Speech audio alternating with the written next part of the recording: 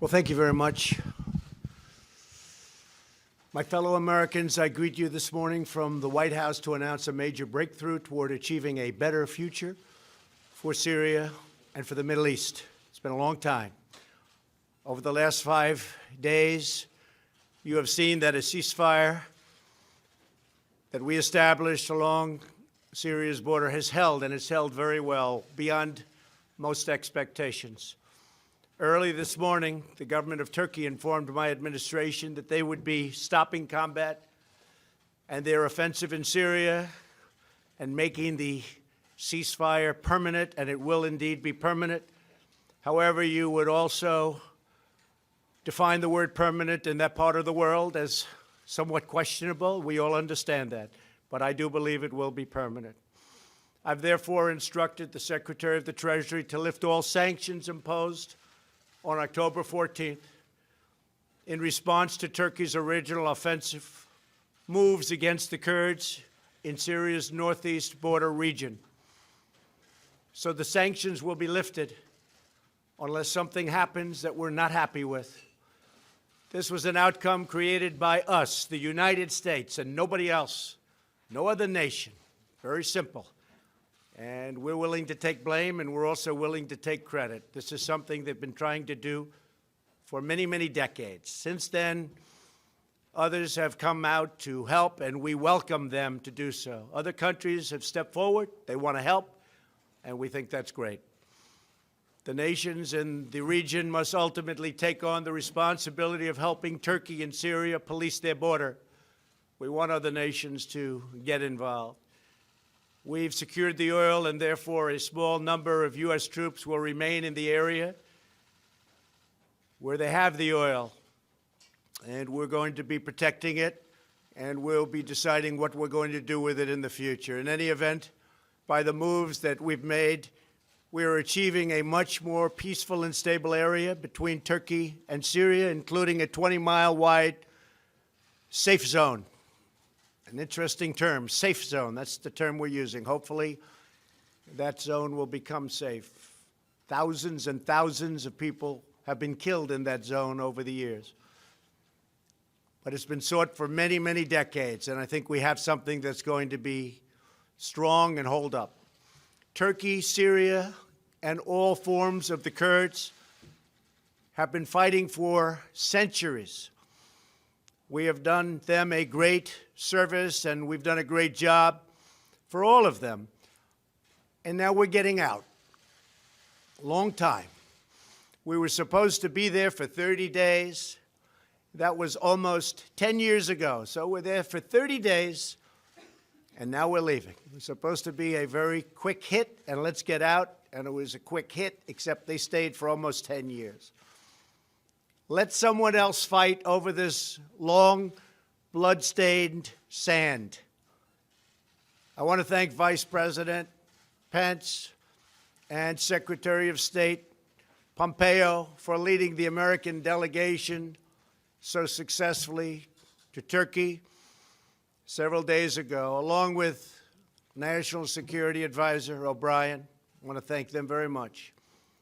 The American delegation negotiated the original 5-day ceasefire that ended Kurdish fighters to safely leave. It just got them to a point where, frankly, they were able, it enabled them to get out, to go and move really just a few miles in a slightly different direction. So this enabled them to do so. Countless lives are now being saved as a result of our negotiation with Turkey, an outcome reached without spilling one drop of American blood. No injuries, nobody shot, nobody killed. I have just spoken to General Mazlum, a wonderful man, the commander-in-chief of the SDF Kurds, and he was extremely thankful for what the United States has done. Could not have been more thankful. General Mazlum has assured me that ISIS is under very, very strict lock and key, and the detention facilities are being strongly maintained. There were a few that got out, a small number, relatively speaking, and they've been largely recaptured. I'm also sure that he will be issuing his own statement very shortly.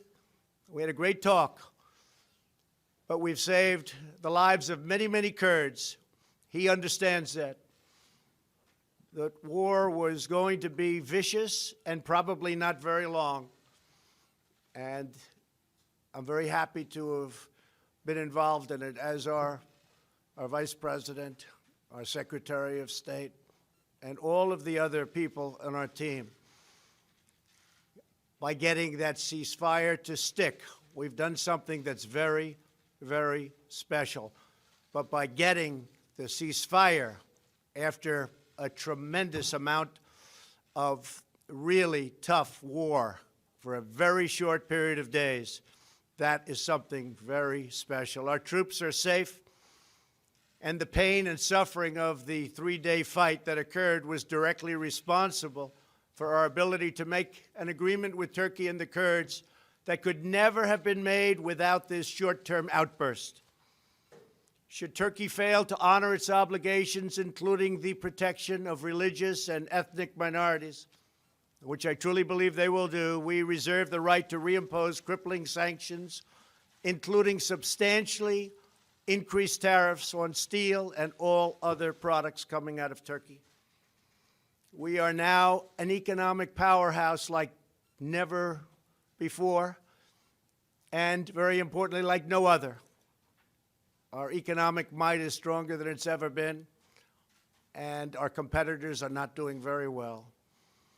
We also expect Turkey to abide by its commitment regarding ISIS as a backup to the Kurds, watching over them. Should something happen, Turkey is there to grab them. Further, we implore European countries to come and take those fighters that the U.S. captured and bring them back to their countries for incarceration and for trial.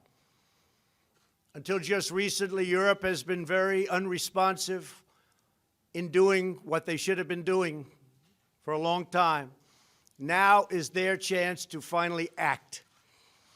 American forces defeated 100% of the ISIS caliphate during the last 2 years. We thank the Syrian Democratic Forces for their sacrifices in this effort. They've been terrific. Now Turkey, Syria, and others in the region must work to ensure that ISIS does not regain any territory. It's their neighborhood. They have to maintain it. They have to take care of it. There were some political pundits who responded to Turkey's offensive in Syria by calling for yet another American military intervention. I don't think so. But halting the incursion by military force would have required deploying tens of thousands of American troops against Turkey, a NATO ally, and a country the United States has developed a very good relationship with, including President Erdogan. The same people that I watched and read giving me and the United States advice were the people that I have been watching and reading for many years. They are the ones that got us into the Middle East mess, but never had the vision or the courage to get us out. They just talk. How many Americans must die in the Middle East in the midst of these ancient sectarian and tribal conflicts? After all of the precious blood and treasure America has poured into the deserts of the Middle East, I am committed to pursuing a different course, one that leads to victory for America. Through much work, we have done things that everybody said couldn't be done. Today's announcement validates our course of action with Turkey that only a couple of weeks ago was scorned. And now people are saying, wow, what a great outcome. Congratulations. It's too early to me to be congratulated, but we've done a good job. We've saved a lot of lives. Most importantly, we have avoided another costly military intervention that could have led to disastrous, far-reaching consequences. Many thousands of people could have been killed. The last administration said Assad must go. They could have easily produced that outcome, but they didn't. In fact, they drew a very powerful red line in the sand. You all remember the red line in the sand when children were gassed and killed, but then did not honor their commitment as other children died in the same horrible manner. But I did honor my commitments with 58 Tomahawks. 8 long years after President Obama's ill-fated push at regime change, U.S. troops are still on the ground in Syria. More than 500,000 people are dead, hundreds of thousands are terribly injured, and millions more Syrians are displaced. It really is a nightmare of misery. Across the Middle East, we have seen anguish on a colossal scale. We have spent $8 trillion on wars in the Middle East, never really wanting to win those wars. But after all that money was spent and all those lives lost, the young men and women gravely wounded so many. The Middle East is less safe, less stable, and less secure than before these conflicts began.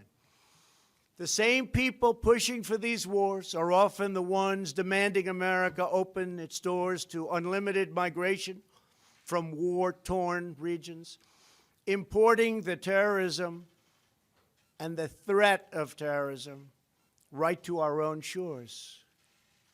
But not anymore. My administration understands that immigration security is national security.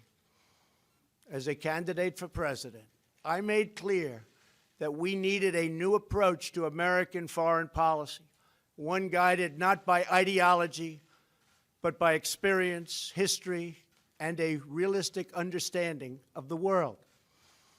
We are building up America's military might like never before, investing $2.5 trillion since my election. But we will not be depleted. We will not happen again. It will not be allowed to happen again, where our military is depleted, fighting in areas of the world where we shouldn't be. When we commit American troops to battle, we must do so only when a vital national interest is at stake. And when we have a clear objective, a plan for victory, and a path out of conflict, that's what we have to have. We need a plan of victory. We will only win. Our whole basis has to be the right plan, and then we will only win. Nobody can beat us. Nobody can beat us. I want to again thank everyone on the American team who helped achieve the ceasefire in Syria, saved so many lives, along with President Erdogan of Turkey, a man I've gotten to know very well, and a man who loves his country. And in his mind, he's doing the right thing for his country. And we may be meeting in the very near future. I also want to thank General Mazloum for his understanding and for his great strength and for his incredible words today to me, but me just as a representative of the United States, because he knows that we saved tens of thousands of Kurds. And we're not talking in the long term, we're talking in the short term. We're talking something that was going on immediately and something, frankly, that was planned for a long time. The job of our military is not to police the world. Other nations must step up and do their fair share. That hasn't taken place. Today's breakthrough is a critical step in that direction. Thank you all very much, and God bless America. Thank you. Thank you.